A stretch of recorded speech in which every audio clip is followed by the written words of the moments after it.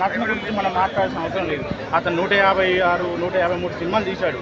కాబట్టి ఈ సినిమాలో ఈ కొరటాల శివ గారు ఏదైతే కథ ఎంచుకున్నారో కథ పర్ఫెక్ట్గా చిరంజీవి గారికి పర్ఫెక్ట్ సూట్ అయింది. దాని తగ్గట్టు సిద్ధ క్యారెక్టర్ అతను మెయిన్ ఒక ఎలా చెప్పాలి మీకు, ఒక క్వశ్చన్ మార్క్ కాకుండా ఒక లీడ్ పాయింట్ అతను ఉంటేనే ఆ సినిమా కొనసాగిద్ది, లేదంటే లేదు. అప్పటికే కొరటాల గారు చెప్పారు ప్రీవియస్ ఈవెంట్లో, సిద్ధ క్యారెక్టర్ మోస్ట్ ఇంపార్టెంట్, అతను లేకపోతే ఈ సినిమా చేయగలిగే వాళ్ళని కాదు.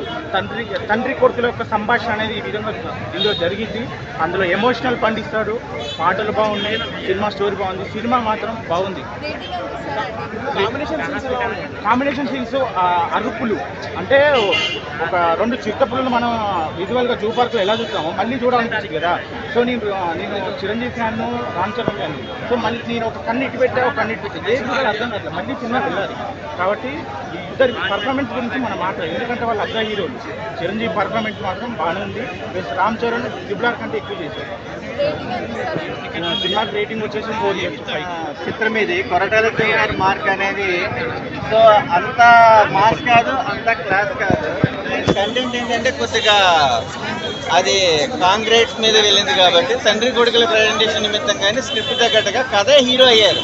అంటే ఎవరు హీరో తక్కువ కాదు, ఎక్కువ కాదు. మెగాస్టార్ గురించి చెప్పాలంటే ఇంక ఈ రోజు మొదలు పెట్టాల్సిన అవసరం లేదు. 44 ఇయర్స్ నేను చెప్తున్నాను, నేను అభిమానినే, కానీ నాకు నచ్చలే. అభిమానిని కాబట్టి ఇంత తొందరగా పొద్దున్న షోకి వచ్చామండి. బట్ దాని తగ్గట్టుగా లేదు మూవీ. కమర్షియల్ ఎలిమెంట్స్ అనేది కొద్దిగా తగ్గినాయి.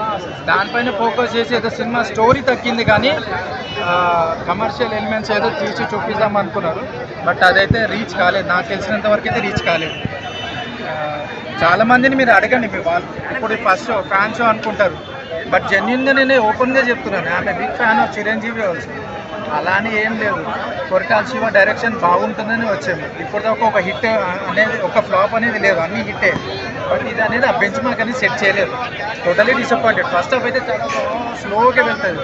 ఒక విజిల్ వేసి అరుస్తాము, గొంతు పోయేటట్టు చేద్దామని చాలా ఫిక్స్ అయ్యాం. చిరంజీవి చాలా సంవత్సరాల తర్వాత వస్తుందని, బట్ అది రీచ్ అవ్వలేదు.